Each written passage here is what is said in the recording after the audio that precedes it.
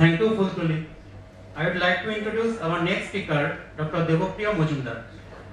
Dr. Devopriya Mojumdar is an assistant professor in the Computer Vision and Pattern Recognition Unit at Indian Statistical Institute, Kolkata. Prior to joining ISI, he worked in IBM Research Bangalore for about 7 years. He holds bachelor's degree from Chennai Mathematical Institute and master's as well as a PhD degree from the Max Planck Institute for Computer Science. His primary interests are systems and applications in text search, text mining, content creation, and data engineering. Please sir.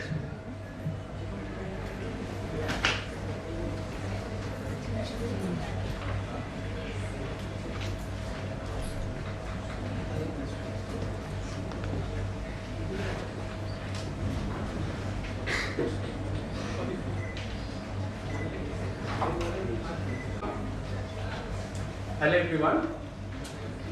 Hello. This will be about an hour or maybe 30 more, 1 hour 15 minutes. We will talk about some algorithms on large data. Okay, so I am Devopriya Mojumdar and this is my home page. Yeah, you can have a look at the home page to see my interests and all those things more. Okay. Although it's dark, I'd like to first see how many of you are undergraduate students? All are undergraduate students. But there are some who are teaching as well, right? Yeah, they are faculty members. So who are faculty members? Okay, including this is of course, but yeah, otherwise from outside, anybody? Okay. So undergraduate computer science, third year, is it? Third year, second year. Second year and third year. Fine. Okay, that's fine. So, yeah, this is just for my preparation of how I should talk. So today we will hear some stories. Every story can be told in a very basic as well as in a more involved way, right? Okay, you can say the story of Mahabharata as in 5 lines, very basic, or you can actually read Vyasdev's Mahabharata as well. So there can be all these easy, medium, challenging and very hard levels.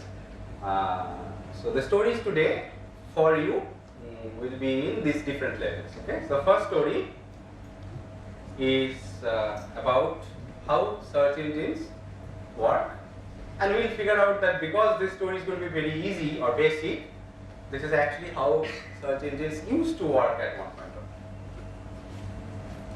time. Okay. Another question: any of you heard any of my talks before, other than of course Dr. Chanda who invited me? Okay, so not many, right? Of course. So once upon a time in the world, right, there were no search engines. So we had papers and files like this, and that meant that we had access to much smaller amount of information. The libraries were more valuable then. We had to go and find out things from there, and we had to look for information manually, right? Then the field of automated information retrieval, so search by search can be anything, right? The police can also search for a criminal, but by search what we mean is automated information retrieval. This was a field of research for a long time. Okay, this was a field of research in the 1950s or maybe even earlier. In the 1978, the first ACM Special Interest Group in Information Retrieval Conference, the most important conference in this field, was organized. In 1990, there was another conference called STREC. So STREC is another benchmark on information retrieval evaluation that was organized. Commercially, the web kind of came up in the early 1990s. Before that, the web was not there. Most of you who are students now, they were born at that time, so they don't know the time when there was no web. Several search engines came up during the 1990s to 1993. In 1994, Alta Vista, Yahoo Directory, Lycos, they came up. Well, we all use these things at some point of time. 1996, Google started, although we came to know about it more a few years later, 2-3 years later maybe, and so on, right? Okay, so today we also have few other search engines. In some places, people use Bing more. Mostly we use Google more. But then, yeah, so the commercial, there are other kinds of search engines also, not only the web search engines. However, now we take the availability of automated search for granted everywhere, not only on the web, not only as Google, right? We also take for granted that the computer we are using, we can actually search in there. The mobile you are using, you can actually search for contacts, everything, right? We take all this for granted. So what we are going to look at today, I said the topic is algorithms on large data sets, right? So what is large? Today the search engines can search over 30 trillion web pages. Okay, so this is the information from Google itself. And more than 1 million terabytes. Can you think of what would be 1 million terabytes? 1,000 terabytes? Okay, and this, when you search in Google, let's say, or in Bing, both of them are okay, they give you the result in less than a second. How? Okay, that sounds too big. So forget the web, our desktops also have a lot of text files, right? So how does search work in our desktop? So what we are going to do is we are going to have a brief look at a very basic framework of the search engines. And that will give you some idea about what the field is, okay? That's the main goal. So what is the aim of a search engine? There is somebody like me or you, and we need some information, okay?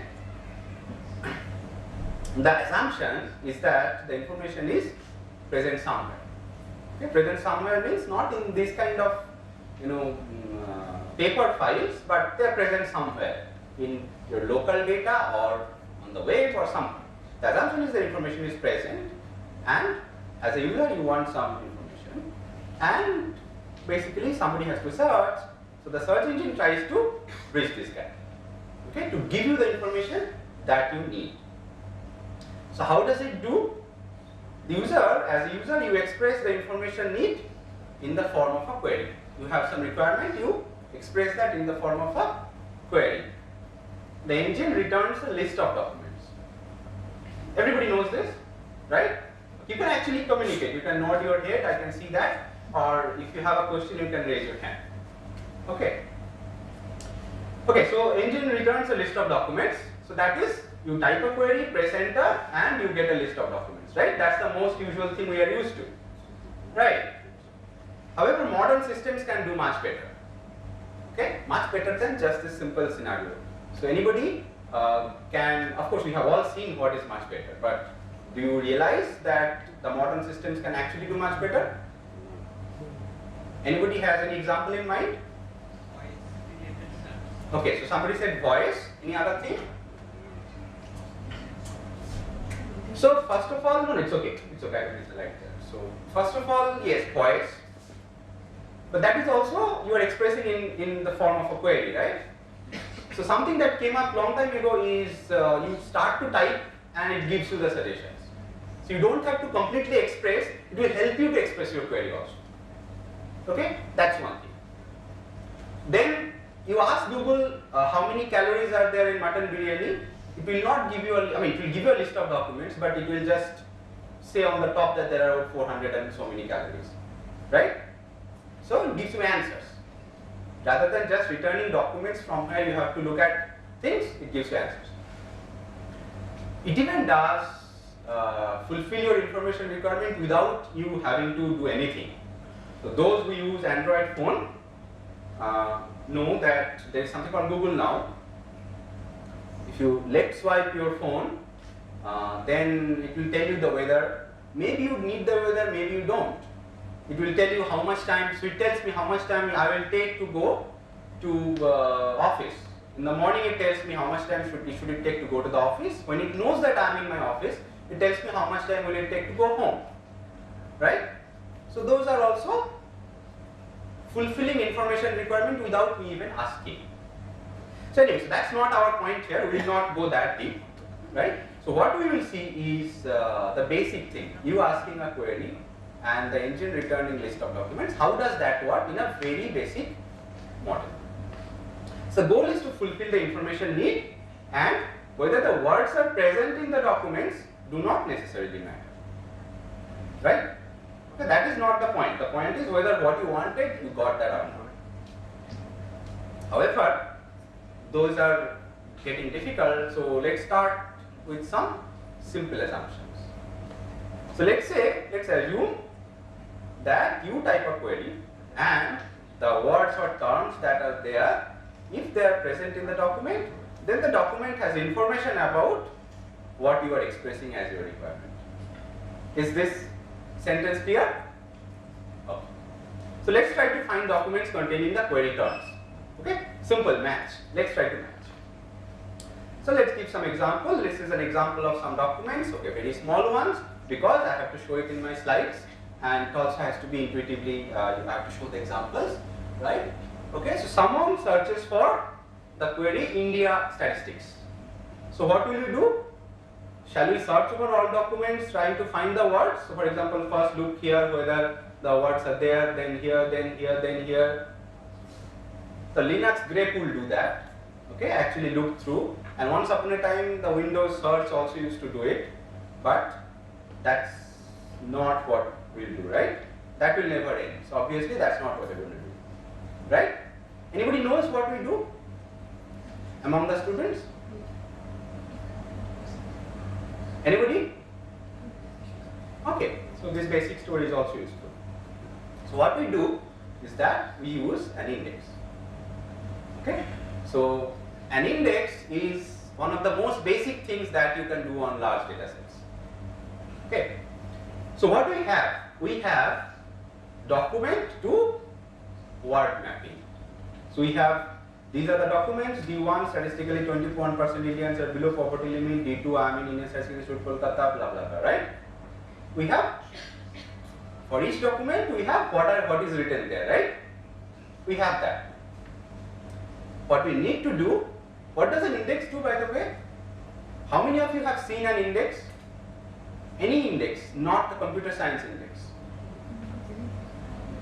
How many of you have seen an index? Anywhere? Okay, where? In books, right? So what does it do? It tells you that this chapter is in that page, right?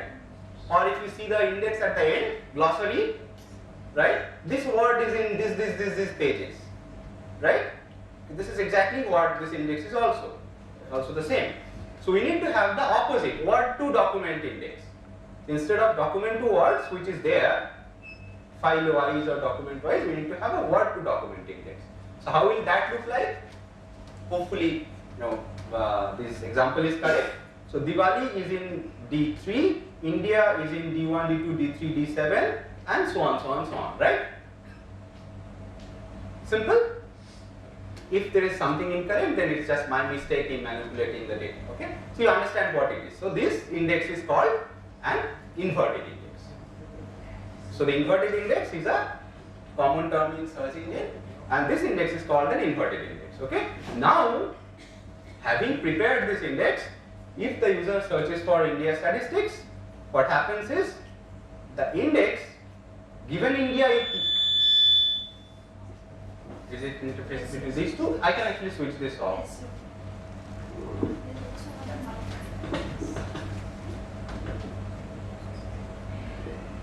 Let's just start it. Okay, so given that the word is India, it knows that it has to go here. In statistics, it knows that it has to go here. Okay?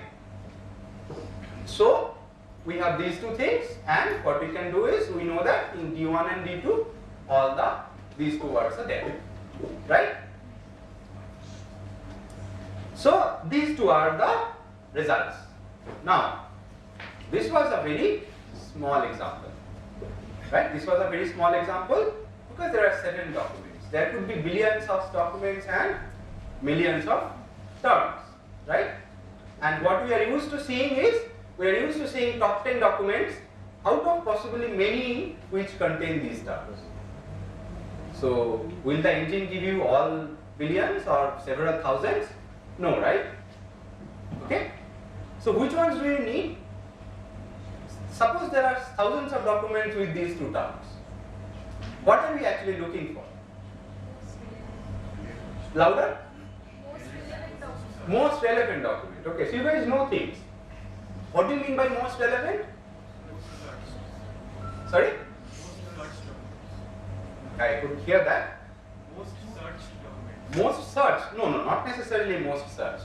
Most searched, maybe yes, that can indicate relevance, but there could be something which is not most searched, but you might want it. Anyway, so the point is how, again, we are looking at a basics framework of how the most relevant document can be modeled. Okay? How do we figure out what is the most relevant?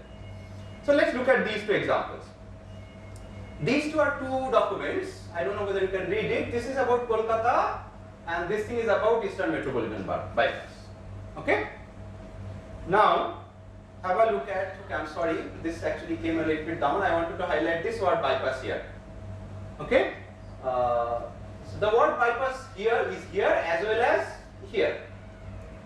Right? So it's matching in both documents.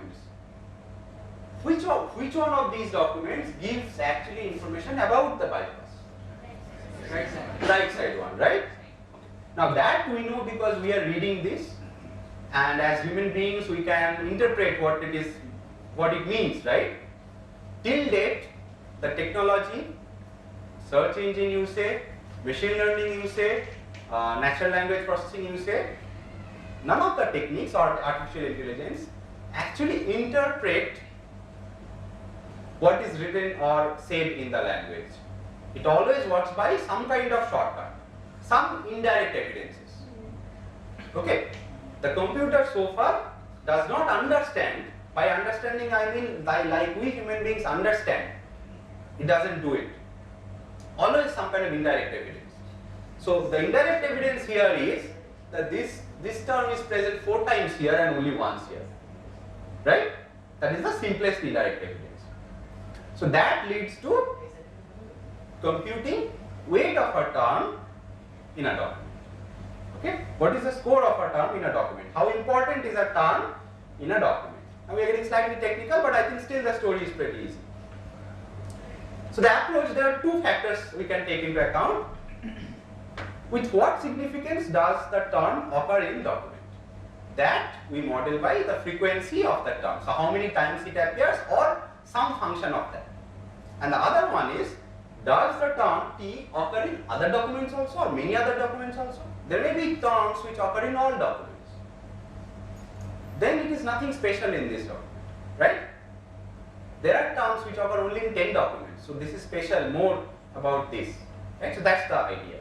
So these are called the term frequency and inverse document frequency. Not only in search, if you ever work on any kind of natural language processing or other things, this will be pretty useful. So there are many variants of this, term frequency and inverse document frequency. Okay, let me not go through the things that in detail. What we do is, so what we do is the term frequency, the simplest thing is just the number of times it occurs. But then the problem is, if some term occurs 10 times, another term occurs 5 times, was the 10 times term really double important? Not so much. However, more important than 5 times. So there is some log scaling done here. Okay, so let's say something like 1 plus log of the frequency. These are the things. Now, what are you noticing here? There is really no mathematically assured formula that tells you, okay, this is going to be the right one. This field is different from normal mathematics or algorithms which are exact. Nothing is going to be exact here. Yes, intuition is there. What tells you that this is going to be log? Nothing. What tells you that if some term occurs 10 times, it is surely going to be more important than the one which occurs 5 times? Nothing. It's not even always true, but maybe it's mostly true. So one thing that some people are talking about data science and all, everything about data one thing you have to keep in mind, there is really nothing called exact. However, there are things which are almost all the times correct. So there will always be some idea, some intuition, some modeling. Of course, experimentally you have to validate whether that works. But there is always a chance that some other thing could be better. Anyway, so this is how the weight of a term can be determined. Now again, this is also a field of research, and all of these things are very active fields of research. Now, how will the inverted index look like with the term weights? India statistics, maybe there are these scores like this, right? So maybe it will mean that Diwali in this document has 0.3, India in this document has 0.5, in this one is 0.6, and so on, right?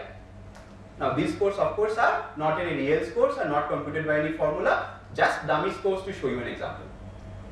Okay, these are not calculated by that formula.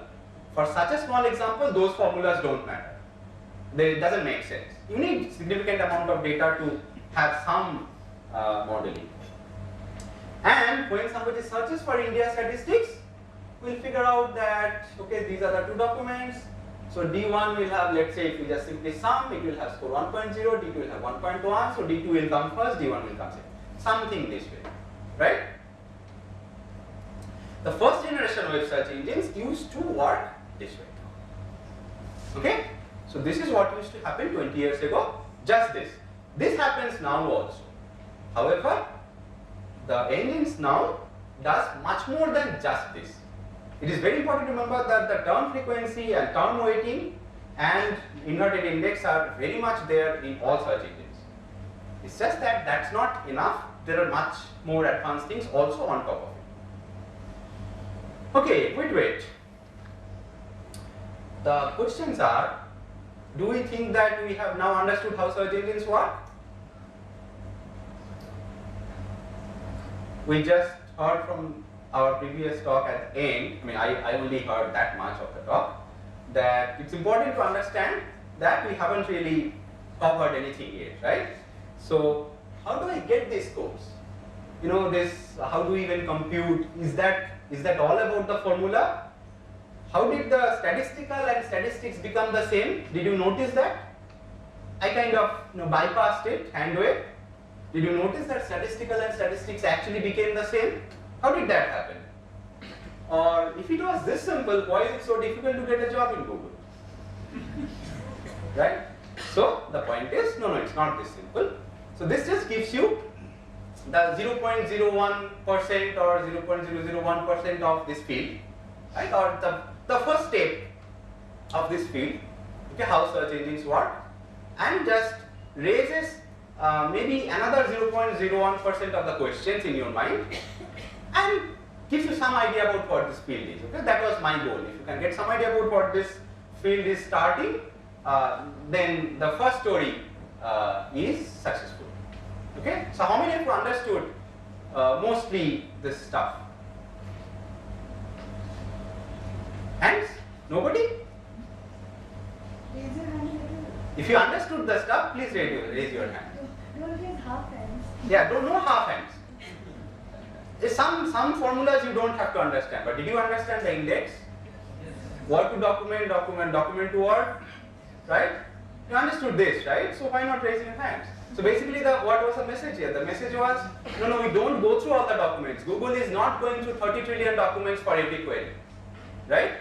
The message is, if you type a 2-word query or 3-word query, it is actually going to an index, just finding out what are the documents for those queries and doing some calculation and giving you the results. Maybe it is doing something even smarter, maybe even lesser. Maybe, somebody had searched for that same query 30 seconds ago in some other part of the world. Maybe it's in the cache. Okay, but you see basically what is. That's the first story, right? The second story is slightly more involved. So this is about spam and PageRank, but maybe a little bit more interesting. Okay, so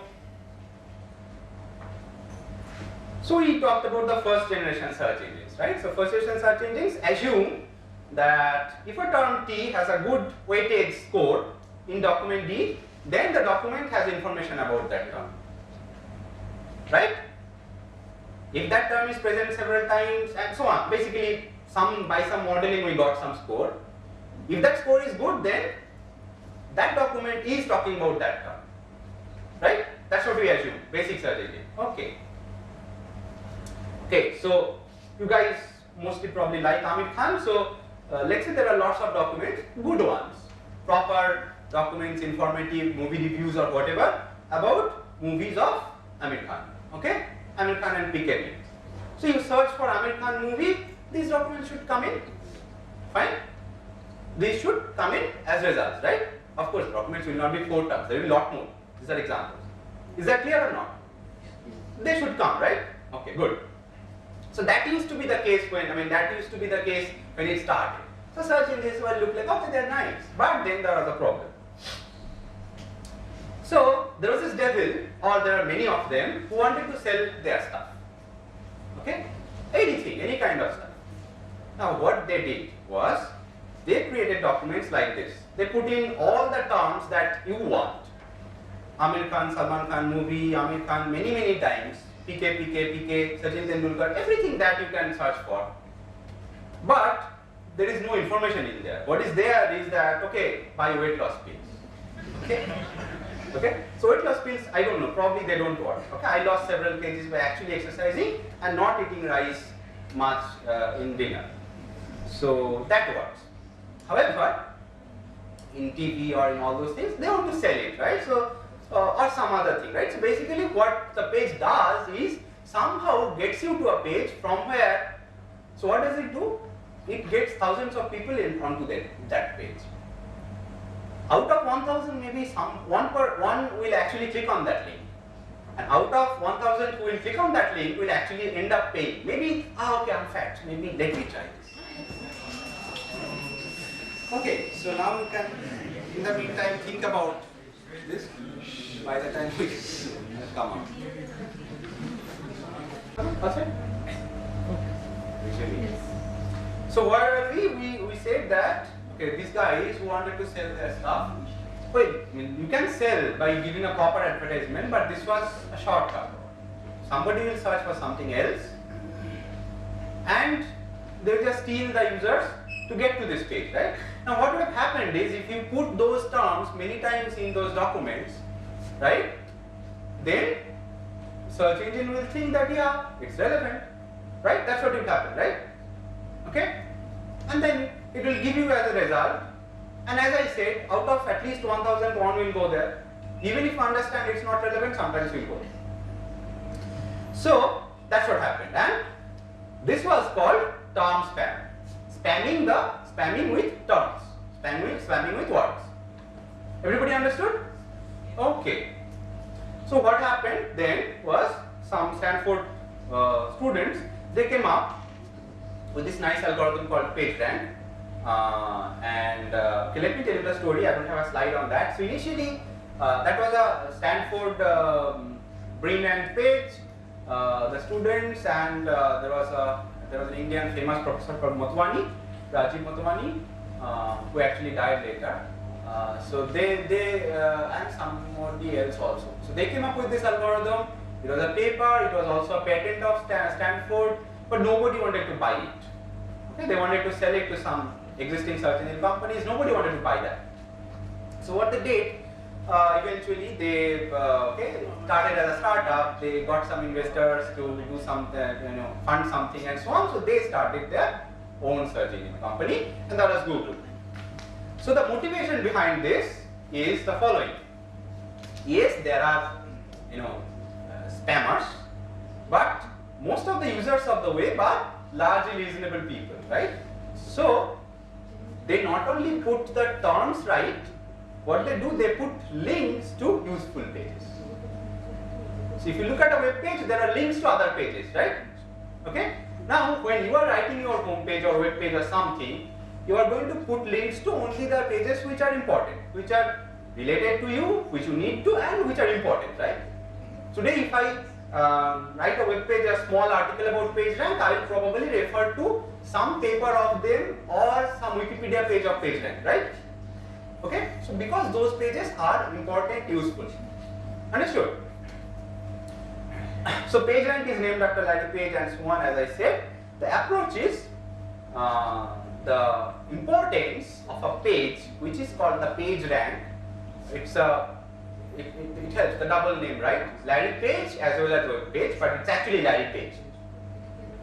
Of a web page is influenced by the number and quality of links into a page.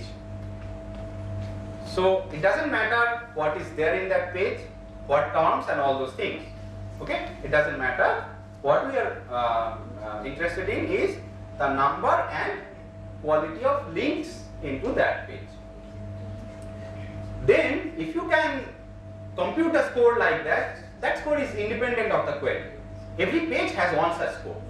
I don't know what the query is going to be.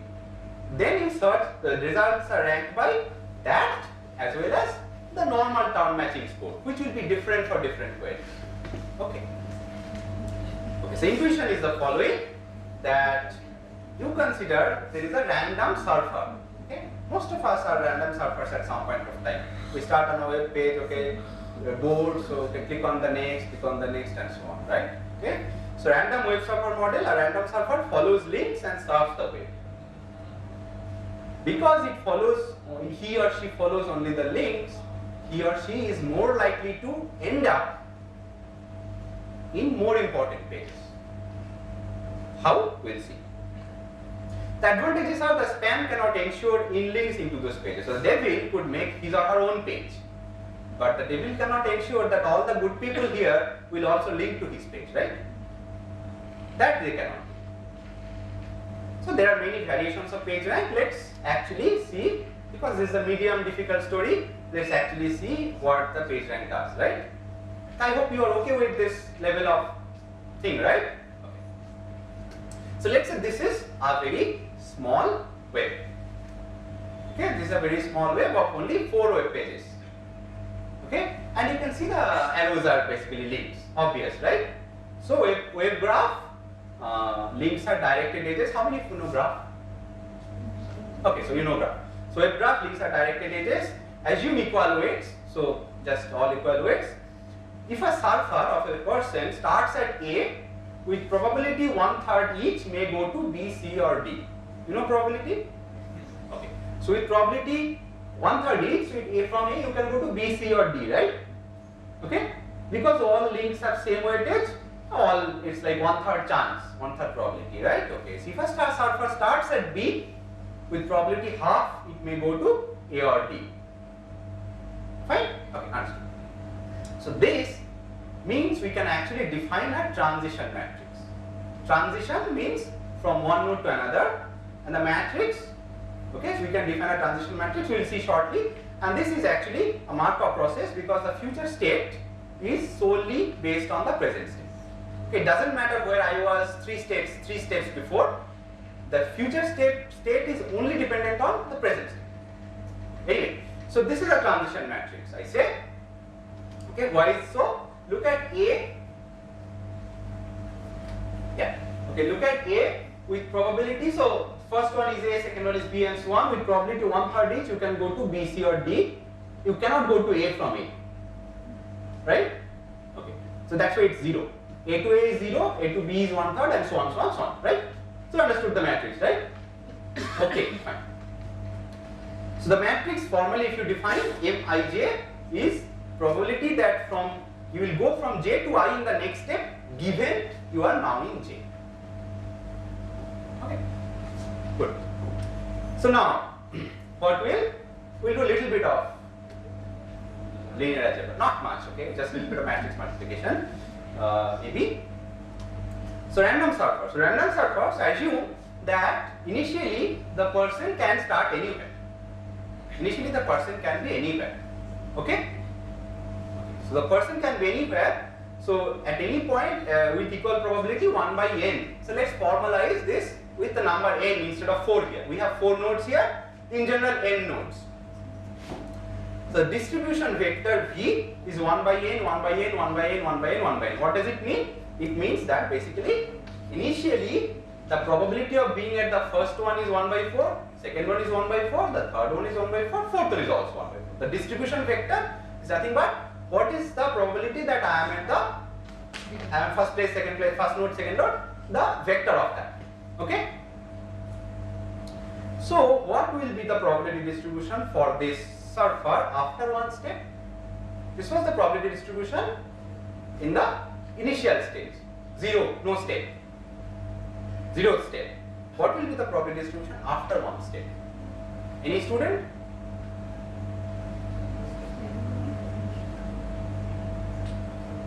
Anybody else? Yes.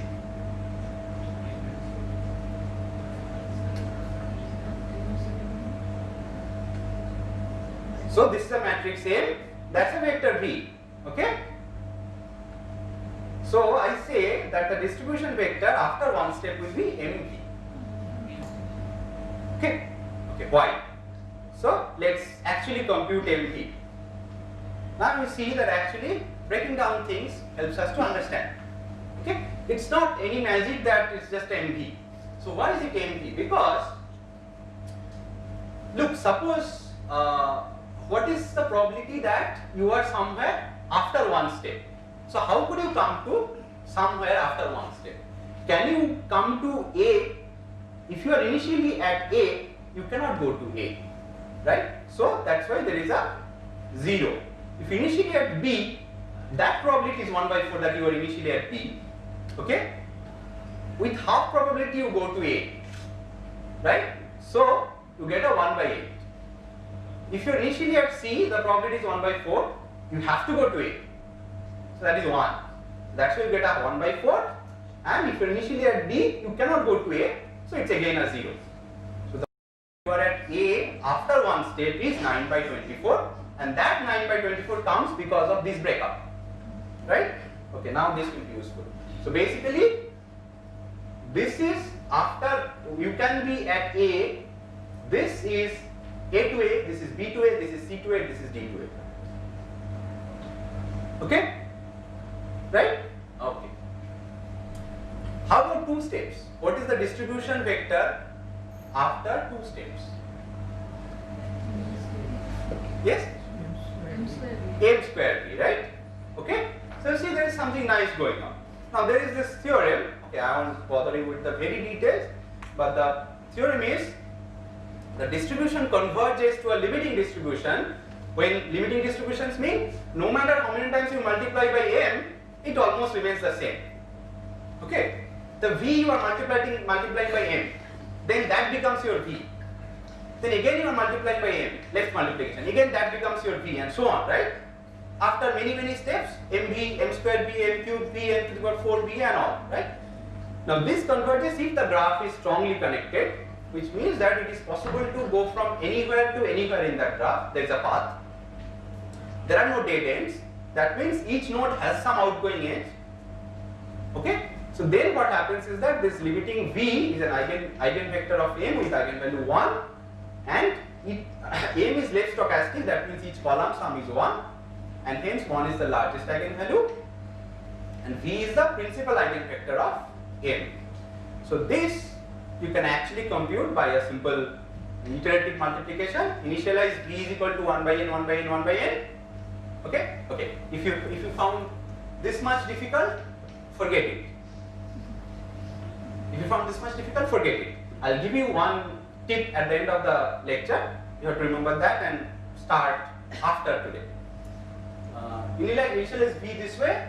As long as MV minus B, the difference when you multiply by M is greater than your error threshold, you keep multiplying. When it is so small that you think it has converged, you stop. Now I said that you can forget this. Basically the short story is that this AV, MV dot to VK converges.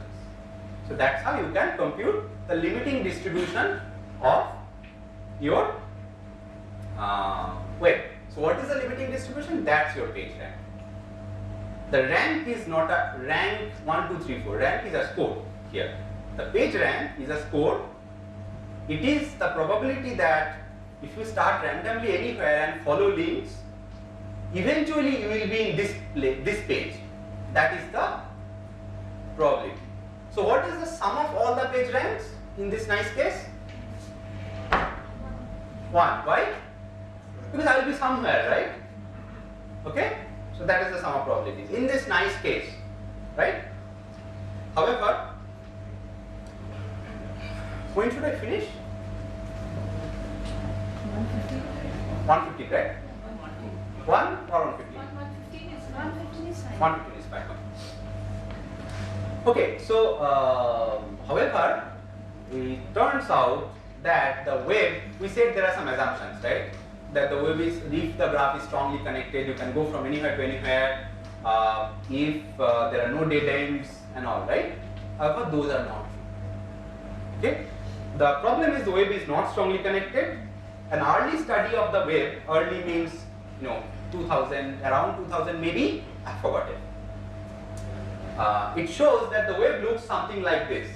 There is a big strongly connected component around here, okay, and then there are pages which comes to these pages which only have links out, then there is a tube, and then there is an in component and out component. So it's like approximately, there is no exact structure. As I said, there is nothing exact in this, okay, and there are some disconnected components.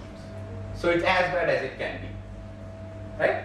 It's not one or two anomalies that could have been taken care of by some small disruption, right? So this is as bad as it can be. Now, so basically one large strongly connected component and several other components. So this requires a modification to the page rank approach, right? Because our page rank or their page rank model was based on some assumptions which are not true.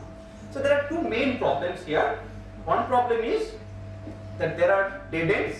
So a page with no outlink, okay? There is a page with no outlink, and then there are spider traps. There are a group of pages. If you come in there, you cannot go out. Okay. So let's see how we deal. What is the problem if there are dead ends? Okay. Why am I saying this to you? Because this way we will see how there is a general model which looks nice, and then how we have to take care of the real world scenario by modifications, right? And by the way, the page rank approach as such is very useful in all kinds of social network analysis. Not only, even if you don't work in Google and compute the page rank, you can do it in many other places. Okay, so let's say this way we had, and we had an edge from C to A. So let's make C a dead end. Okay, so let's make C a dead end in the sense that if you come to C, you cannot go out. Okay, let's see what happens then. So then the transition matrix changes. Everything else remains the same, but the column for C becomes all 0. Okay. So M is not stochastic anymore. Again, if you don't know what is stochastic, don't bother. Rather substochastic. So third column sum is 0, less than 1. Okay, so what happens is, now if you multiply MG, what you get is 3 by 24, 5 by 24, 5 by 24, 5 by 24. Do you see anything wrong with this? Sum is not 1. So what is sum is less or greater? Less than 1. Okay, let's do M squared B. Now,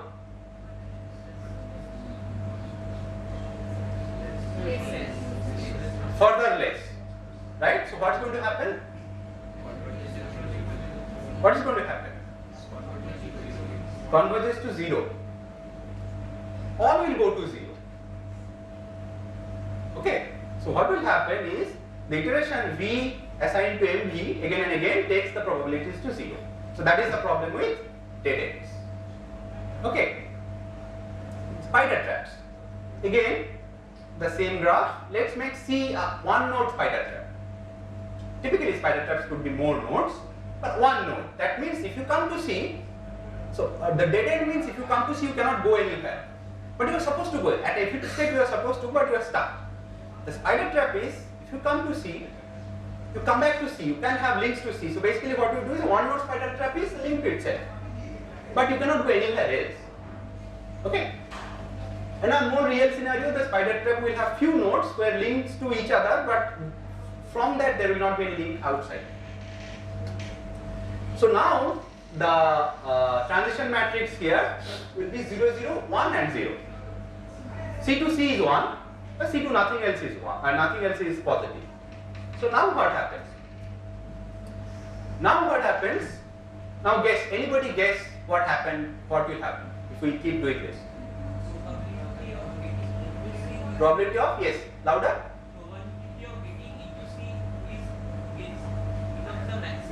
Yes, others will go down. So basically what will happen is, it will go to 0, 0, 1, 0. So what will happen is, all the probabilities to 0 except the spider trap, and the spider trap will get all the page rank.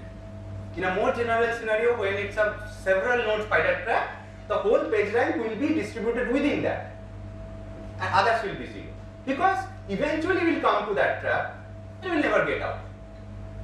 Right? So an infinite iteration will take you there. So because of these two problems, these are the main problems, okay, the normal page rank would not work. What would work? You have to just take care of this problem. So what we do, or what they did, is teleport. What is teleporting? You know games, right? What is teleporting? Transporting, yes. But how? Suddenly. Okay? So suddenly I am at Haldiram, but I am suddenly again starting from Jadavpur. I didn't have to go from Haldiram to Jadavpur. I don't care whether there is a path. Right? So that's what teleporting is. The approach to handle dead ends and spider trap is by the surfer may leave the web with some probability, and a new surfer may start at any node with some probability.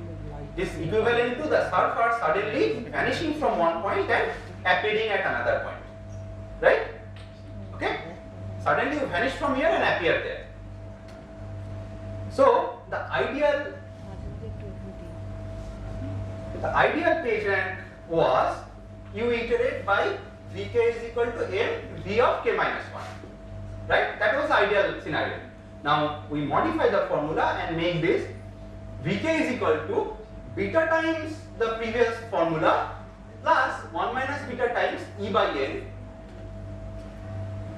where E is equal to 1, 1, 1, 1. That means E is the vector 1 by n, 1 by n, 1 by n, 1 by n, 1 by n, and beta is a constant usually between 0.8 and 0.9. Okay? What does it mean? That at any point of time with probability beta I continue by a link. But with probability 1 minus beta, which may be 0.15, 0.2 or something like that, I simply vanish and appear somewhere else. So how will this solve my dead end problem or spider trap problem? So if I get stuck at a trap, then eventually, because I have a chance that I can suddenly teleport, eventually I will get out of it. Right? This parameter beta is an experimentally found parameter. So this is the used formula for actually page rank computation. Okay. So with some probability you follow a link, with the rest probability, so you first decide whether you follow a link or not. Based on this probability beta, perform a random experiment and decide. If you follow a link, then you follow one of the links randomly, one of the links randomly, and the distribution is governed by this. If you don't follow a link, you just start anywhere with probability 1 by n. Right? Okay, just like starting freshly. So that way, that problem is solved. So we are almost at the end of the second story. So what happens? How does this page rank help us? So we computed some page rank, and every page will have some page rank score, right? So suppose we have a document 1, it's a good document, document 3 is a good document, but document 2 is a spam document. So what will happen is, originally the problem was, I have searched with some query. The document 1 gets a good score, 0.7. document 3 doesn't get a good score, 0.4, and document 2, because it is a term span, it gets also a good score, 0.8. So that was the problem. However, the page rank is going to save us. So the page rank for document 1 may be good. The page rank for document 3 also may be good. But page rank for the span will be very low. So that way, of course, again, whether you simply sum these two scores or take a linear combination, take some weighted sum, those are different questions. But what will happen is, because of the page ranks, the spam documents will finally get a lower score. Right? So that way your 1 and 3 will have higher score than 2, although 2 had several terms which are in your query. Okay? So page rank is not only used in search engine web page importance calculation. For example, you can find, so it's used in several social network analysis, any social network that can be viewed as a graph. So let's say Twitter. Not everyone is the same, right? There are some people who matter more. We normally think that if somebody has more followers, that person is more influential, right? Okay? Normally we think so. Which corresponds to the node which has more links in tweet, that is more influential. But that may not be always true. Suppose, okay, you have 1000 followers in Twitter. Your friend has 200 followers in Twitter.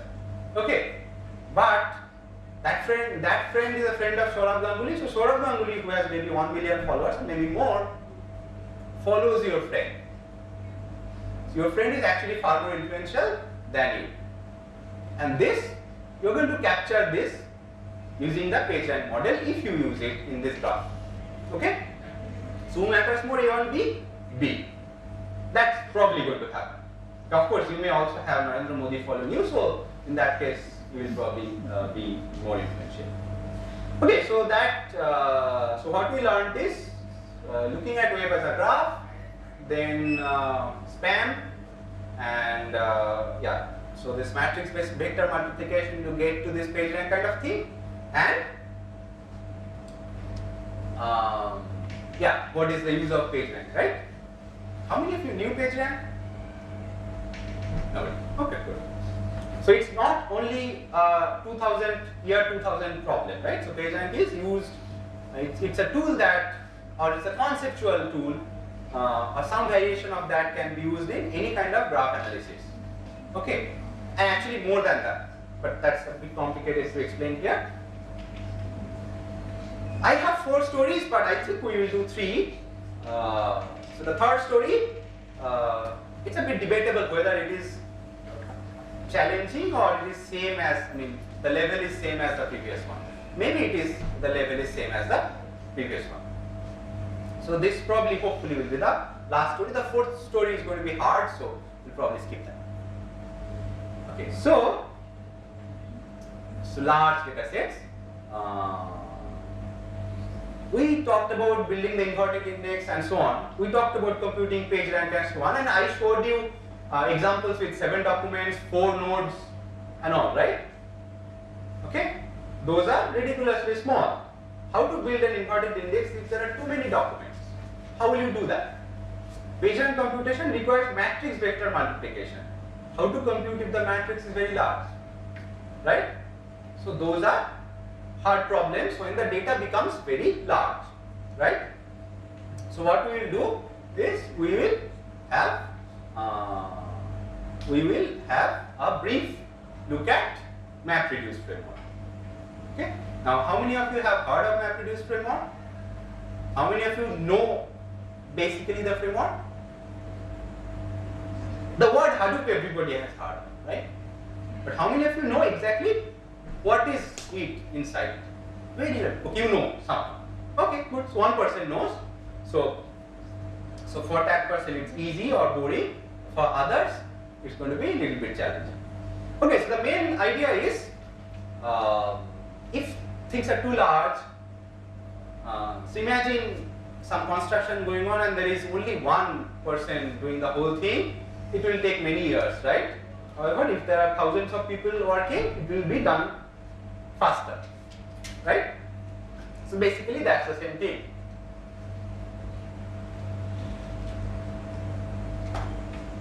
put more machines into work, get the job done faster. Okay. So modern data mining, the goal is to process immense amount of data quickly. Okay. So that means you have to exploit parallelism. You have to do things in parallel. The traditional parallelism, supercomputers, huge number of cores in one supercomputer and all those things, or even a larger server, 70 cores, 80 cores server. The framework is, okay, there is this big computer with lots of computing cores. You get the data into the computer, it will, and then of course the program has to be parallelizable. So you bring the data to the processors. Okay, so that was the normal parallelism. The MapReduce framework does the opposite. Okay, it brings processors to the data. So what happens is you have standard laptop, desktop kind of machines, typically desktops kind of machines, and the data are also there. The data is so large that we are not storing it in one place. They are actually distributed. You are doing computation in every place, little bit. You will see how, and that's what it is. So instead of bringing the data to the computing power, you distribute the data and use all the distributed computing power in the machines. So that's why one of the advantages here is it can be done by, so you know that buying a 64 core machine may cost actually several lakhs, 40 lakhs, 50 lakhs. However, you can buy 64 desktops in 20 lakhs maybe, without monitor, without keyboard. They're just servers, right? I mean, these are servers. So it becomes also more cost effective and so on. Okay, so how does MapReduce work? We will see some basic problems. So a simple problem is this is the hello world of MapReduce. So what is a hello world program? Why do people teach you the hello world program when you first start programming? Anybody? Yes, anybody louder? So as to give some idea of the programming language interface. Okay, so the way, maybe that's right, the way I see it is that this is the simplest thing you can do in that programming language, right? The hello world doesn't have to be hello world. A print statement is the simplest thing you can do in any programming language typically, right? Okay, so that's the simplest thing to start with. In MapReduce framework, this is the problem we are going to discuss, is the simplest problem which makes sense to do using MapReduce. Okay, a print statement doesn't make sense in MapReduce. Okay, so simple problem is, suppose I have lots of documents. Okay, I'm a text guy, right? So I always talk about this kind of stuff. So lots of documents, many documents, let's say millions, billions, and so on, each with several words. Okay, the goal is to count the words. Okay, count the total number of occurrences for each word. Why would I like to do it? Any idea? That's not important here. Why would you like to print hello world? Not important. Right? Okay, I'll tell you still why would I like to do it. Suppose you have lots of criminal newspaper reports. Okay, and you know these are the verbs. You can count what are the crimes which happens most, right? Right? Okay, so just telling you, giving you an intuition about, yes, this simple problem is also meaningful. But doesn't matter. This is the simplest problem and this is not what is done, right? There are far more complicated problems which are usually done.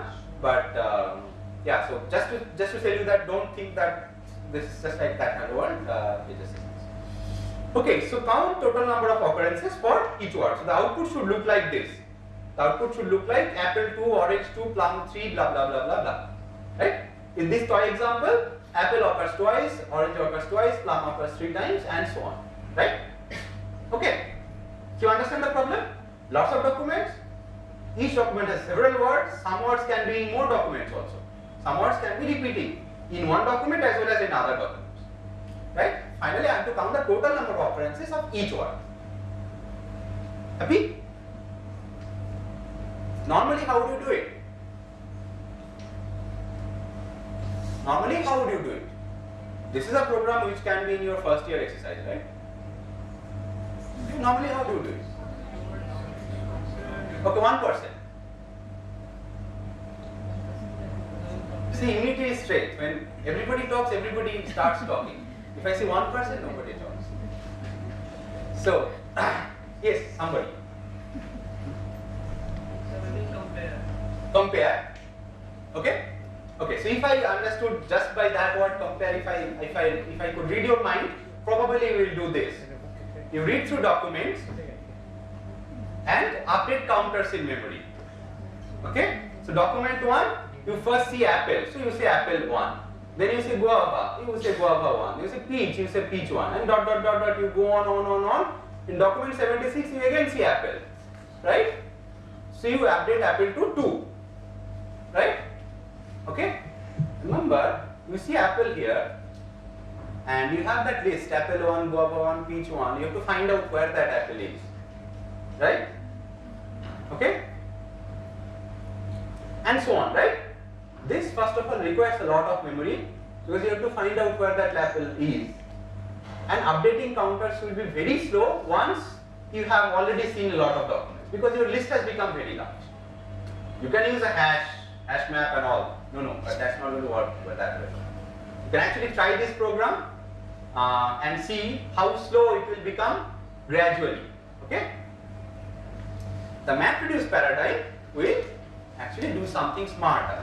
The paradigm, this particular example is a beautiful example because yes, it can be done when there are lots of machines and you are using MapReduce. It can also be done when you have one machine.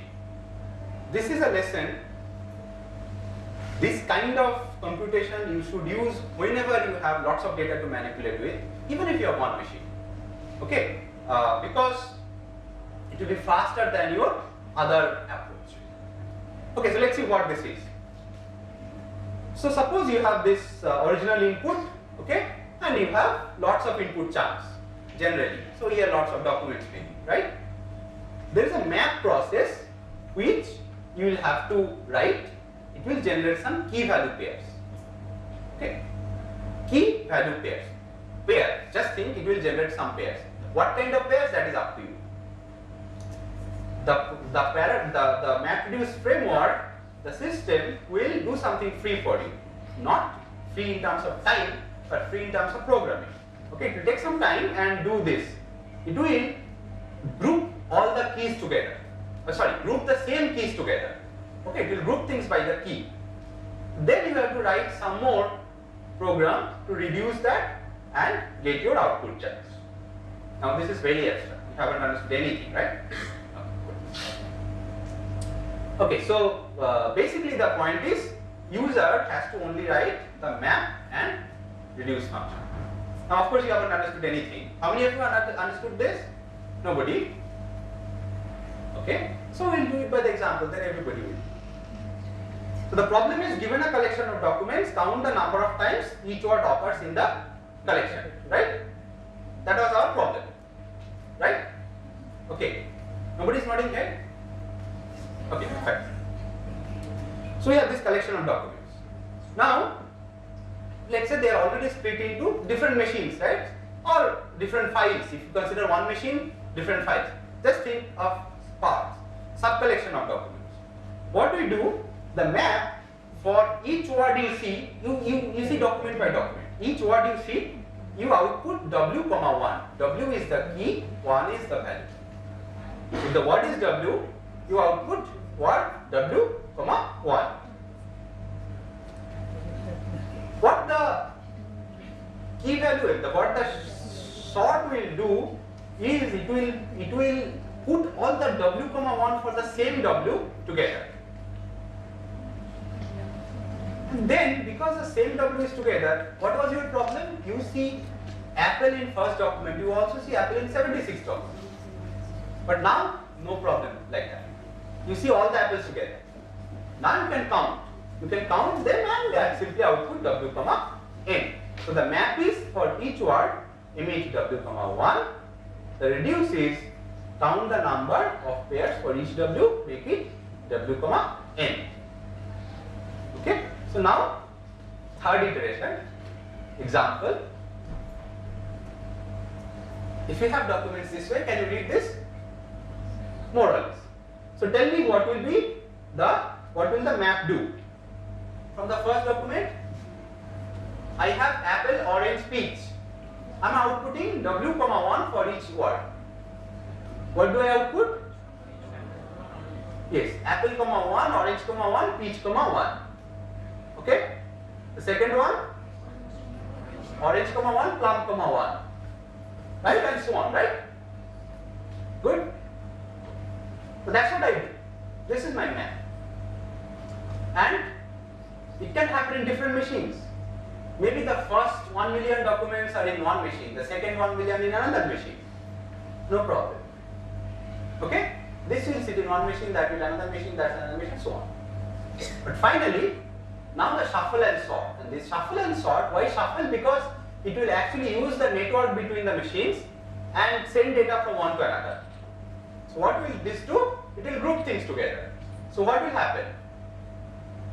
Apple will go here, there is another apple that will also go here, right? So I will see apple comma 1, apple comma 1 in one chunk. Then orange 1, orange 1, orange 1, right? We see what this system will do, and this might happen through your network. Okay. And the reduce is now I can simply count apple comma 2, orange comma 3, guava comma 1, and so on. Simple. Right? Now, yeah, 5 more minutes maybe.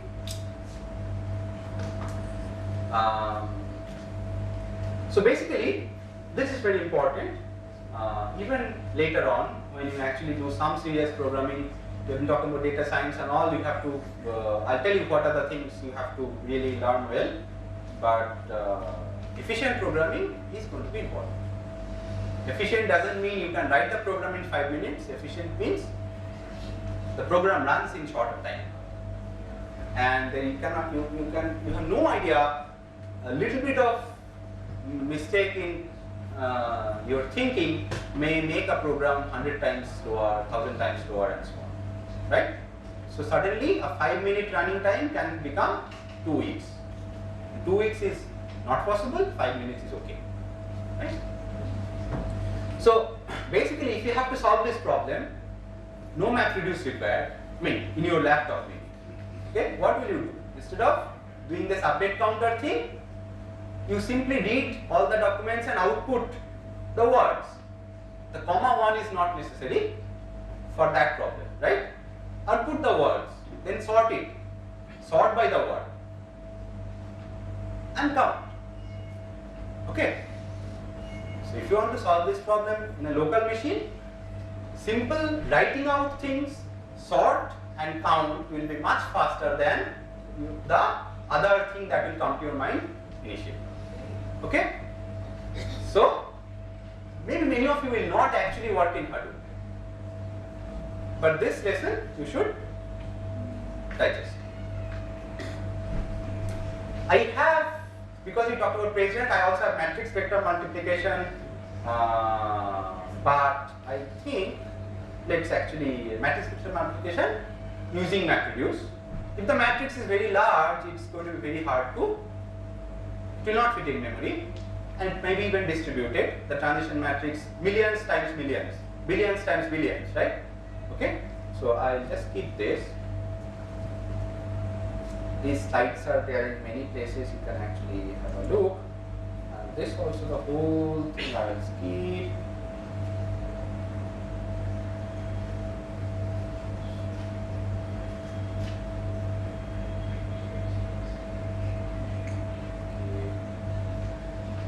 Yeah, okay.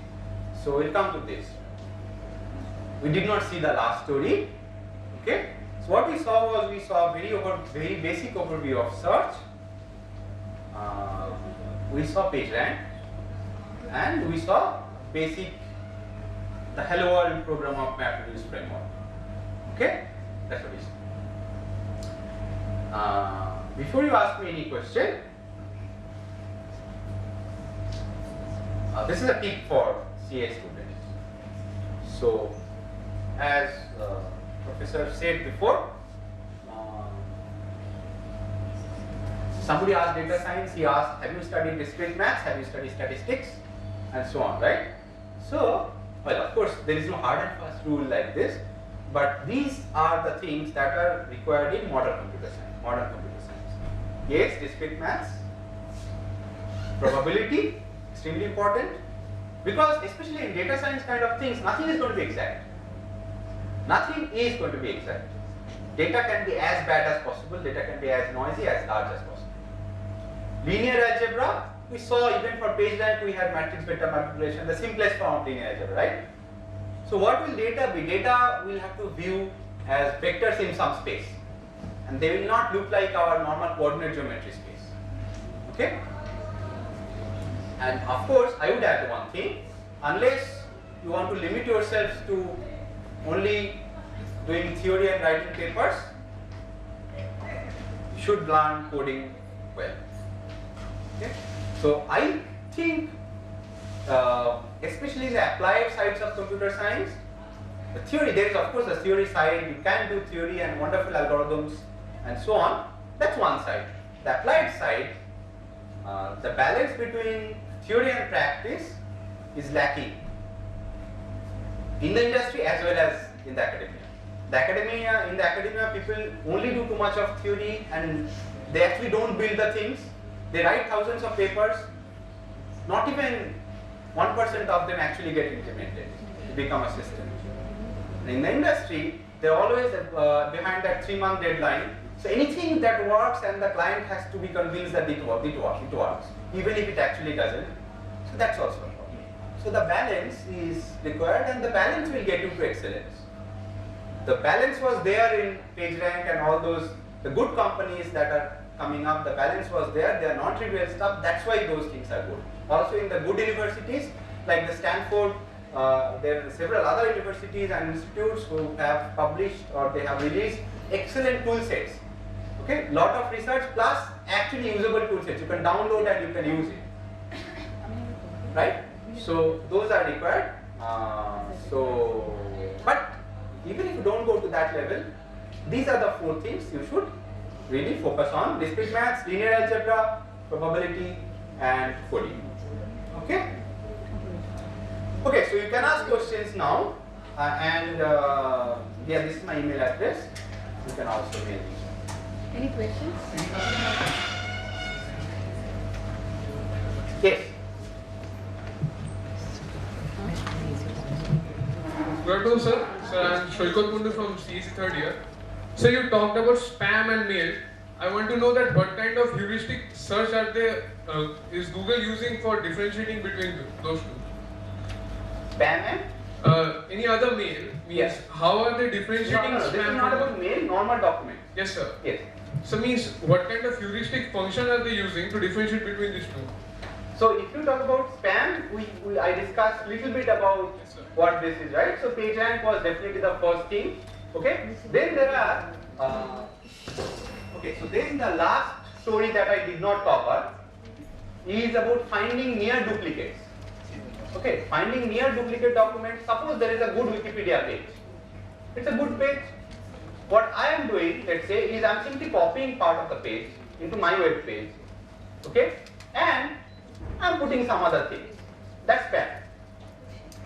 Why am I doing this? Because that page is well searched, that page has important terms and so on, my page will also have that. It's similar to term spam, but like near duplicate. Okay, people have actually made money doing this, that even domain duplication. So what people have done is, okay, let me tell you this story. You buy a domain, and your ultimate goal is to sell your stuff. But what you do, you internally redirect that domain to some famous page. The user will not even see the redirection. There are 2 ways of redirection. One is Once you go to that link, the link will change and you will go to that page. Another is the link will not change and you will simply see that page. So for some time, Google will believe that your page is actually that. I mean, Google or whatever bot, right? They will not look at everything manually, right? Okay, they will believe that your page is actually that good content. Once your page starts to get a lot of good traffic, you suddenly remove that and put your ads. At least for a week, you will get that.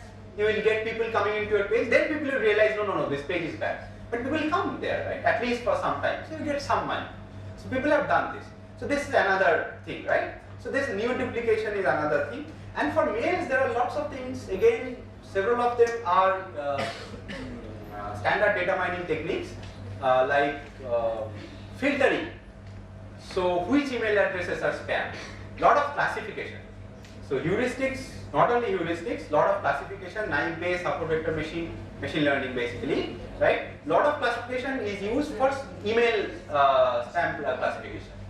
So what is done is you mark spam, right? Once several people mark some email called spam, then it will take all the features, okay, what was the address, what are the header, other things in the header, and what is written in there. What kind of words look like, finally it's actually spam, right? So things like,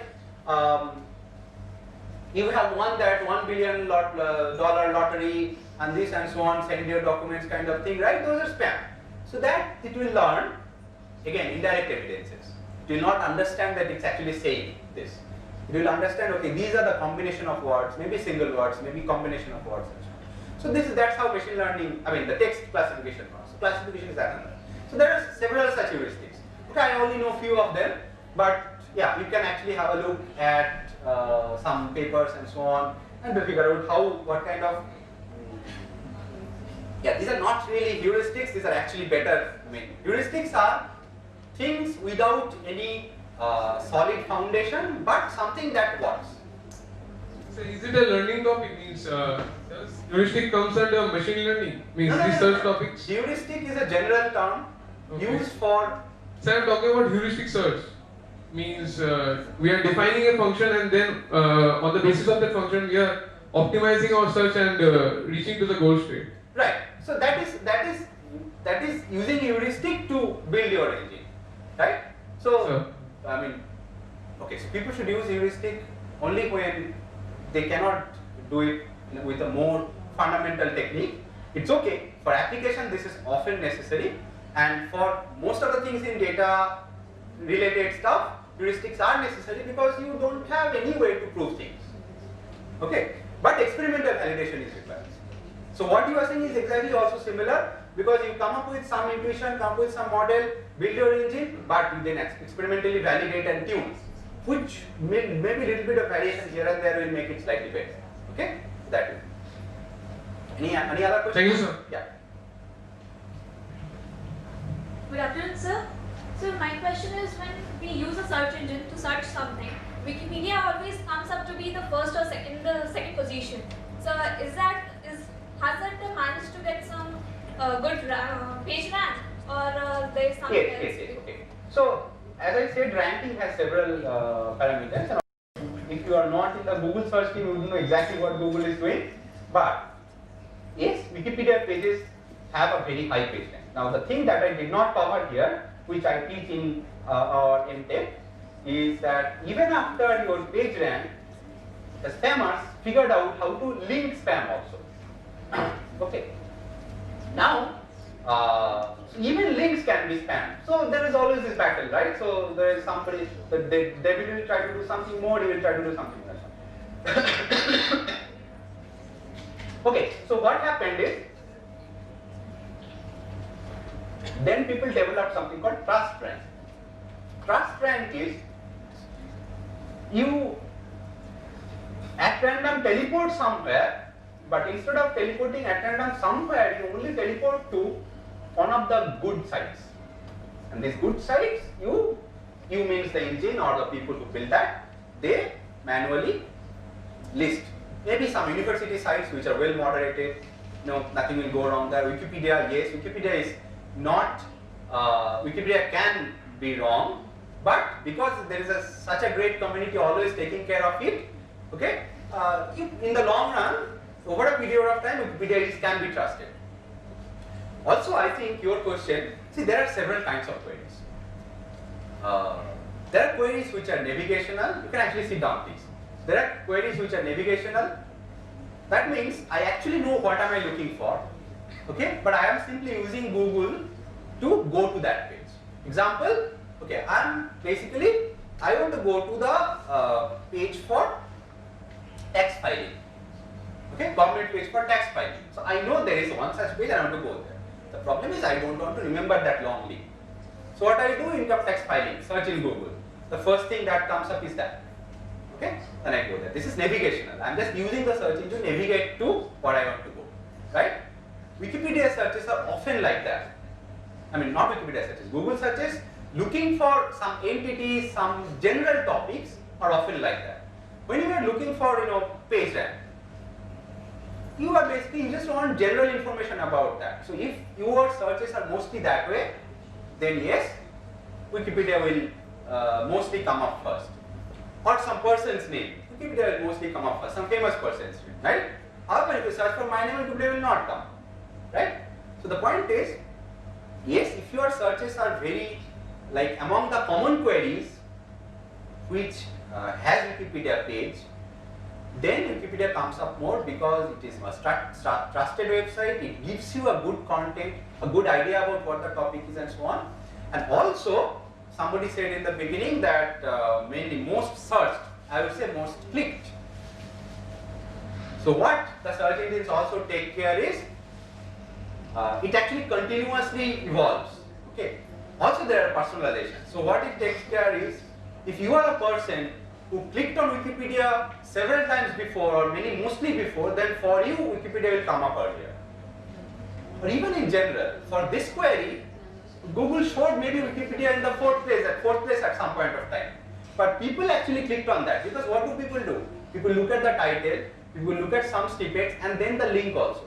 Okay? And well, if you are a slightly educated user, then we trust Wikipedia. So we first go to Wikipedia instead of some other site. We don't know whether that is reliable or not. Maybe it comes up first, but we don't know whether that is reliable or not. So because Wikipedia was clicked first several times, it has come up in the rank. There is a query to document mapping that the search engine builds internally because it has millions of users. The user base is the biggest asset that Google has. How does it provide you when you start typing? Provides you suggestions. How does it do? Because those are the queries other people typed before, right? Similarly, these are the documents other people clicked on before. And that's how it actually rearranges your search, the personalization as well as user log. Okay? So basically this is the way Google uses the rating procedure. Absolutely. There is no explicit rating that we give.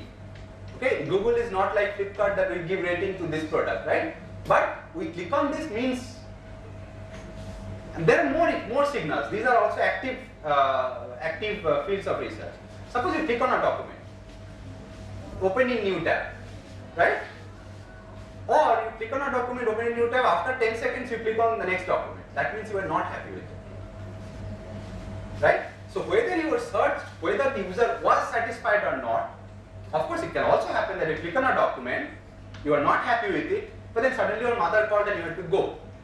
That doesn't mean you are happy, but mostly the indications that whether the user was happy with this or not, it helps Google to model the documents association with the queries. Thank you, sir. Any other question?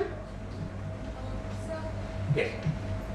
rather than the text-based search, is there any something like semantic-based search or something? Okay, so semantic search, the idea came up, I think more than 10 years ago, when people tried to build systems which will actually figure out more semantics. Okay, this is the first.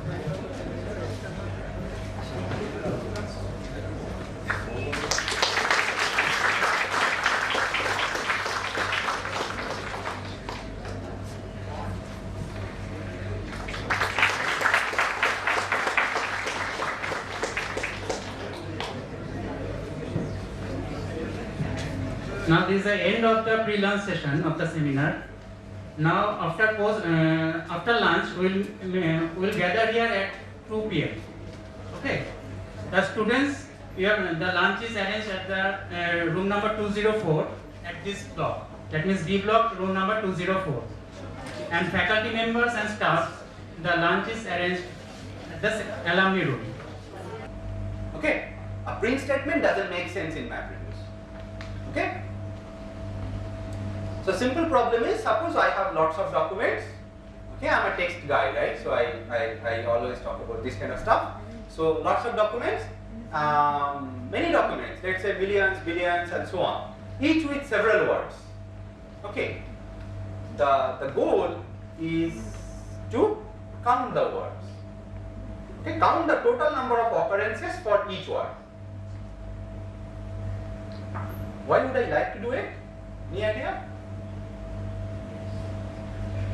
That's not important here. Why would you like to print hello world? Not important. Right? Okay, I'll tell you still why would I like to do it. Suppose you have lots of criminal newspaper reports. Okay, and you know these are the verbs. You can count what are the crimes which happens most, right? Right? Okay, so just telling you, giving you an intuition about, yes, this simple problem is also meaningful. But doesn't matter. This is the simplest problem and this is not what is done, right? There are far more complicated problems which are usually done. But yeah, so just to tell you that, don't think that this is just like that hello world. It just is. Okay, so count total number of occurrences for each word. So the output should look like this. The output should look like apple 2, orange 2, plum 3, blah blah blah blah blah. Right? In this toy example, apple occurs twice, orange occurs twice, plum occurs 3 times, and so on. Right? Okay. So you understand the problem? Lots of documents. Each document has several words. Some words can be in more documents also. Some words can be repeating in one document as well as in other documents. Right? Finally, I have to count the total number of occurrences of each word. Happy? Normally, how would you do it? Normally, how would you do it? This is a program which can be in your first year exercise, right? Normally, how do you do it? Okay, 1%. See, unity is strength. When everybody talks, everybody starts talking. If I say 1%, nobody talks. So, yes, somebody. Compare. Okay? Okay, so if I understood just by that word compare, if I could read your mind, probably we will do this. You read through documents and update counters in memory. Okay? So document 1, you first see apple, so you say apple 1. Then you say guava, you say guava 1. You say peach, you say peach 1. And dot dot dot dot, you go on. In document 76, you again see apple. Right? So you update apple to 2. Right? Okay? Remember, you see apple here.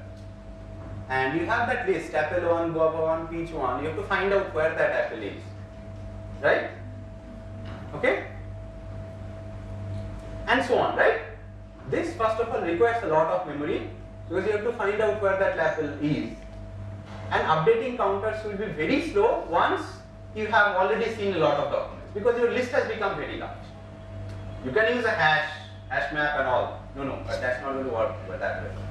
You can actually try this program and see how slow it will become gradually. Okay? The MapReduce paradigm will actually do something smarter. The paradigm, this particular example is a beautiful example because yes, it can be done when there are lots of machines and you are using MapReduce. It can also be done when you have one machine. This is a lesson. This kind of computation you should use whenever you have lots of data to manipulate with, even if you have one machine. Okay? Because it will be faster than your other approach. Okay, so let's see what this is.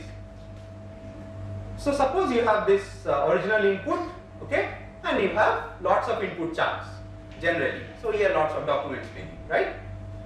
There is a map process which you will have to write. It will generate some key value pairs. Okay, key value pairs. pair. Just think it will generate some pairs. What kind of pairs, that is up to you. The MapReduce framework, the system will do something free for you. Not free in terms of time, but free in terms of programming. Okay, it will take some time and do this. It will group all the keys together. Group the same keys together. Okay, it will group things by the key. Then you have to write some more program to reduce that and get your output chunks. Now this is very abstract. You haven't understood anything, right? Okay, so basically the point is user has to only write the map and reduce function. Now of course you haven't understood anything. How many of you have understood this? Nobody? Okay, so we'll do it by the example, then everybody will. So the problem is, given a collection of documents, count the number of times each word occurs in the collection, right? That was our problem, right? Okay, nobody is nodding here? Okay, perfect. So we have this collection of documents. Now, let's say they are already split into different machines, right? Or different files. If you consider one machine, different files. Just think of parts, sub-collection of documents. What we do, the map for each word you see, you see document by document. Each word you see, you output W, 1. W is the key, 1 is the value. If the word is W, you output word W, 1. What the key value, what the sort will do is it will put all the W, 1 for the same W together.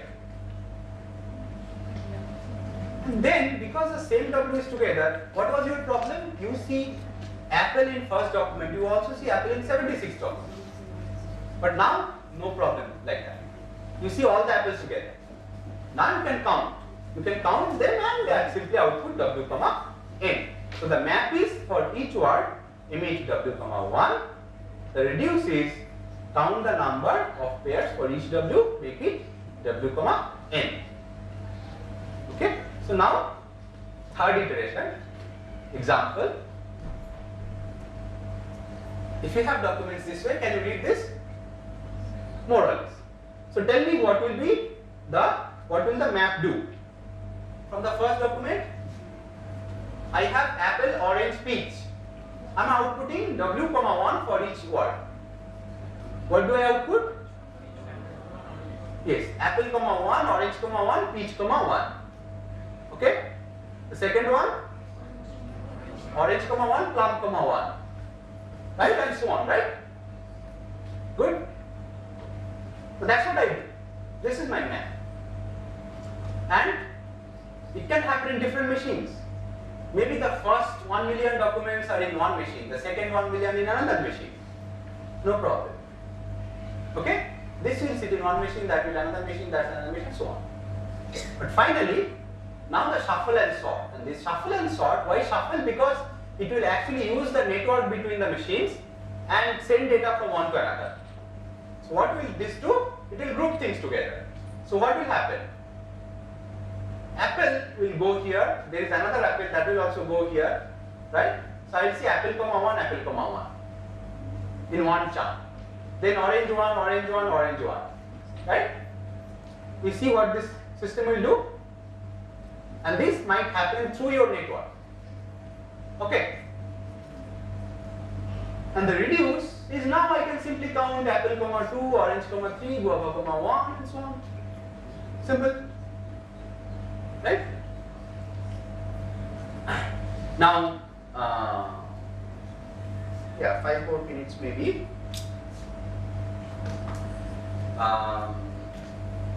So basically, this is very important.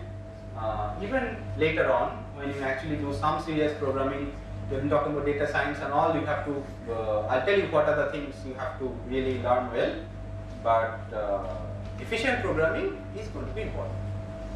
Efficient doesn't mean you can write the program in 5 minutes. Efficient means the program runs in shorter time. And then you have no idea, a little bit of mistake in your thinking may make a program 100 times slower, 1000 times slower, and so on. right? So suddenly a 5-minute running time can become 2 weeks. 2 weeks is not possible, 5 minutes is okay, right? So basically, if you have to solve this problem, no MapReduce required, in your laptop maybe, okay, what will you do? Instead of doing this update counter thing, you simply read all the documents and output the words. The comma 1 is not necessary for that problem, right? Output the words, then sort it, sort by the word, and count. Okay. So if you want to solve this problem in a local machine, simple writing out things, sort and count will be much faster than the other thing that will come to your mind initially. Okay? So maybe many of you will not actually work in Hadoop, but this lesson you should digest.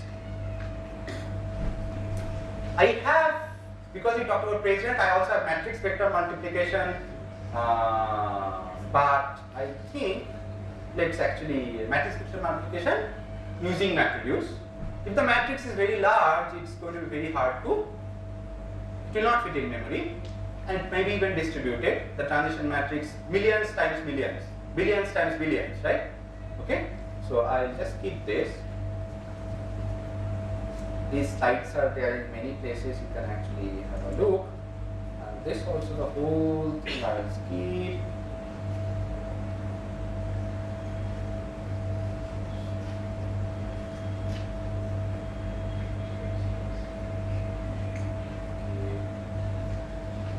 Yeah, okay. So we'll come to this. We did not see the last story. Okay. So what we saw was, we saw very basic overview of search. We saw PageRank, and we saw basic the Hello World program of MapReduce framework. Okay, that's what we saw. Before you ask me any question, this is a tip for CA students. So, as Professor said before, somebody asked data science, he asked, have you studied discrete maths, have you studied statistics, and so on, right? So, well, of course, there is no hard and fast rule like this, but these are the things that are required in modern computer science. Yes, discrete maths, probability, extremely important, because especially in data science kind of things, nothing is going to be exact. Nothing is going to be exact. Data can be as bad as possible, data can be as noisy, as large as possible. Linear algebra, we saw even for PageRank we had matrix vector multiplication, the simplest form of linear algebra, right? So what will data be? Data we'll have to view as vectors in some space, and they will not look like our normal coordinate geometry space. Okay?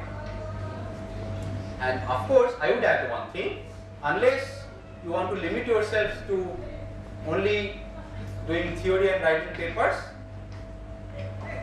you should learn coding well. Okay? So I think, especially in the applied sides of computer science, the theory, there is of course the theory side, you can do theory and wonderful algorithms and so on, that's one side.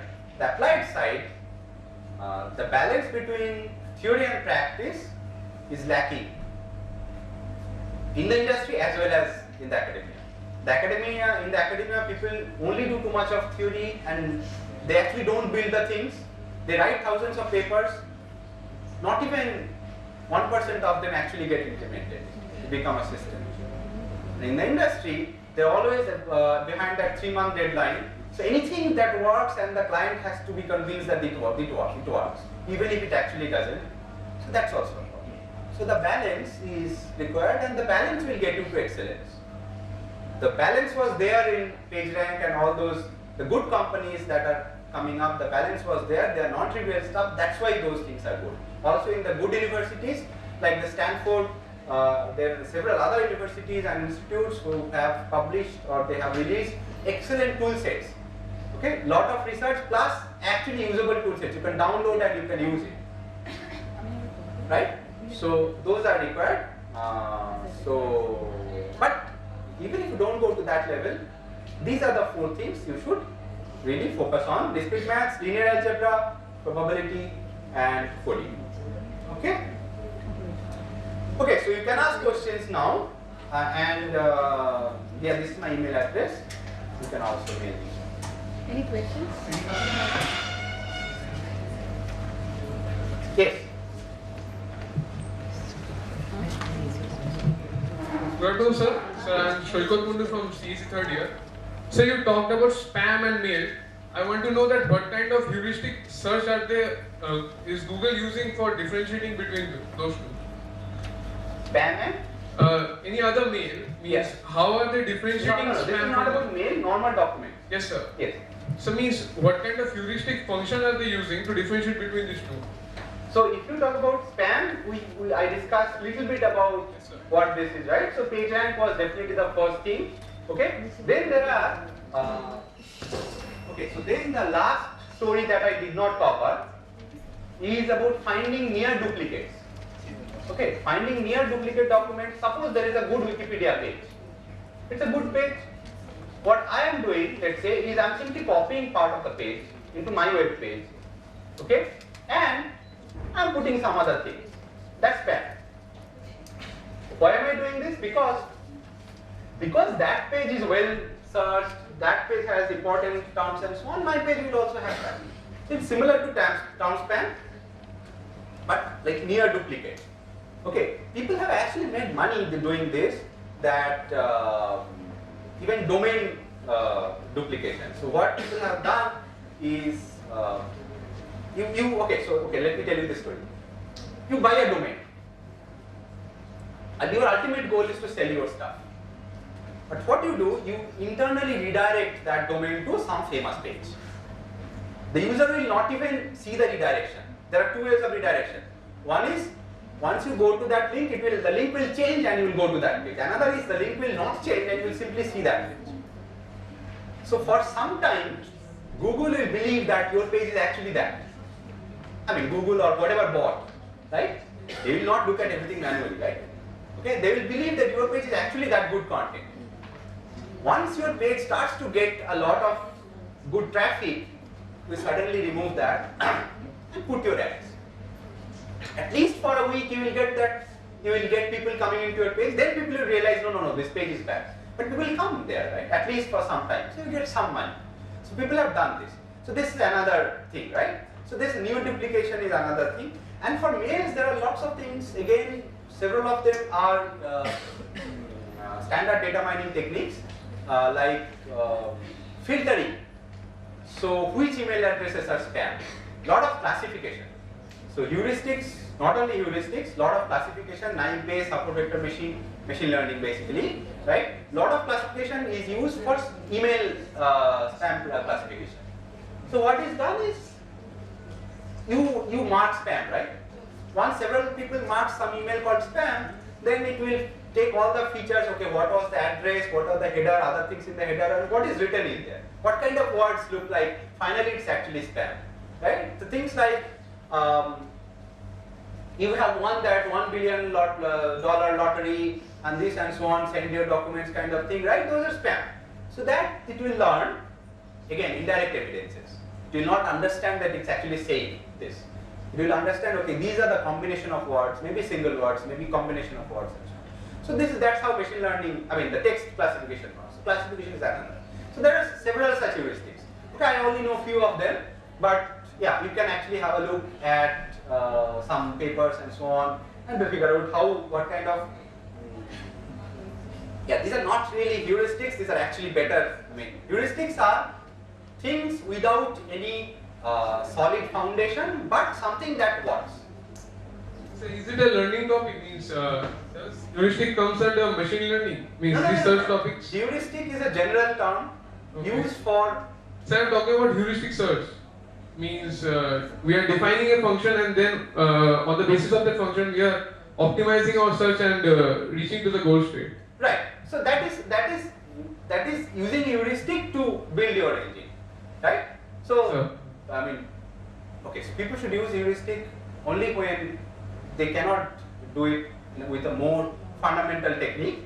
It's okay for application. This is often necessary, And for most of the things in data related stuff, heuristics are necessary because you don't have any way to prove things. Okay, but experimental validation is required. So what you are saying is exactly also similar, because you come up with some intuition, come up with some model, build your engine, but you then experimentally validate and tune, which maybe a little bit of variation here and there will make it slightly better. Okay, that is. Any other questions? Thank you, sir. Yeah. Good afternoon, sir. So my question is, when we use a search engine to search something, Wikipedia always comes up to be the first or second position. So has that managed to get some good page rank, or there is something else? Yes. Okay. So as I said, ranking has several parameters, and of course, if you are not in the Google search team, you will know exactly what Google is doing. But yes, Wikipedia pages have a very high page rank. Now, the thing that I did not cover here, which I teach in our MTech, is that even after your page rank, the spammers figured out how to link spam also. Okay. Now, even links can be spam. So there is always this battle, right? So there is somebody that they will try to do something more, they will try to do something less. Okay. So what happened is, then people developed something called trust rank. Trust rank is you at random teleport somewhere, but instead of teleporting at random somewhere, you only teleport to one of the good sites. And these good sites, you means the engine or the people who build that, they manually list. Maybe some university sites which are well moderated, no, nothing will go wrong there. Wikipedia, yes, Wikipedia is not, Wikipedia can be wrong, but because there is such a great community always taking care of it, okay, in the long run, over a period of time, Wikipedia can be trusted. Also, I think your question, see, there are several kinds of queries. There are queries which are navigational. You can actually sit down, please. There are queries which are navigational. That means I actually know what am I looking for, okay, but I am simply using Google to go to that page. Example, okay, I want to go to the page for tax filing, okay, government page for tax filing. So I know there is one such page, I want to go there. The problem is I don't want to remember that long link. So what I do, income tax filing, search in Google. The first thing that comes up is that. Okay, then I go there. This is navigational. I'm just using the search engine to navigate to what I want to go. Right? Wikipedia searches are often like that. I mean, not Wikipedia searches, Google searches, looking for some entities, some general topics are often like that. When you are looking for, page rank, you just want general information about that. So if your searches are mostly that way, then yes, Wikipedia will mostly come up first. Or some person's name, Wikipedia will mostly come up first, some famous person's name, right? However, if you search for my name, Wikipedia will not come, right? So the point is, yes, if your searches are very, like among the common queries which has Wikipedia page, then Wikipedia comes up more because it is a trusted website, it gives you a good content, a good idea about what the topic is and so on. And also, somebody said in the beginning that mainly most searched, I would say most clicked. So what the search engines also take care is, it actually continuously evolves. Okay. Also there are personalizations. So what it takes care is, if you are a person who clicked on Wikipedia several times before or mostly before, then for you Wikipedia will come up earlier. Or even in general, for this query, Google showed maybe Wikipedia in the fourth place at some point of time. But people actually clicked on that because what do people do? People look at the title, people look at some snippets and then the link also. Okay? And well, if you are a slightly educated user, then we trust Wikipedia. So we first go to Wikipedia instead of some other site. We don't know whether that is reliable or not. Maybe it comes up first, but we don't know whether that is reliable or not. So because Wikipedia was clicked first several times, it has come up in the rank. There is a query to document mapping that the search engine builds internally because it has millions of users. The user base is the biggest asset that Google has. How does it provide you when you start typing? Provides you suggestions. How does it do? Because those are the queries other people typed before, right? Similarly, these are the documents other people clicked on before, and that's how it actually rearranges your search. That's personalization as well as user log. Okay. So all- basically, this is the way Google uses the rating procedure. Absolutely. There is no explicit rating that we give. Okay, Google is not like Flipkart that we give rating to this product, right? But we click on this means, and there are more signals. These are also active fields of research. Suppose you click on a document, open in new tab, right? Or you click on a document, open in new tab. After 10 seconds, you click on the next document. That means you are not happy with it, right? So whether your search, whether the user was satisfied or not, of course it can also happen that you click on a document, you are not happy with it, but then suddenly your mother called and you have to go. That doesn't mean you are happy, but mostly the indications that whether the user was happy with this or not, it helps Google to model the document's association with the queries. Thank you, sir. Any other question? So, Yes. rather than the text